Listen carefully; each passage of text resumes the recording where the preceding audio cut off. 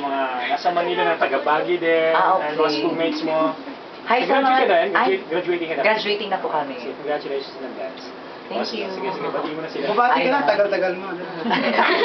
Hello po sa mga Manileño dyan. Ayan. Ang init-init po dito sa inyo. Oo.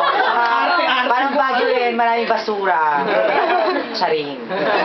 Maraming pong salamat sa... Yun lang. Pag wala ka pang sponsor, wag kang masyado. Anong school? Anong school yan? St. Louis University po. Exclusive for the brainies. Yes! Ito, Papa Bear, saan ka nag-aral? Ateneo ako. Ateneo ka? Saan? Ano ba yung peke daw na Ateneo dito? Ano ang Actually, the Ateneo. Hoy, makinig ka. Ano ang host, ano? Guest ka lang. Ay, akala ko ako yung host.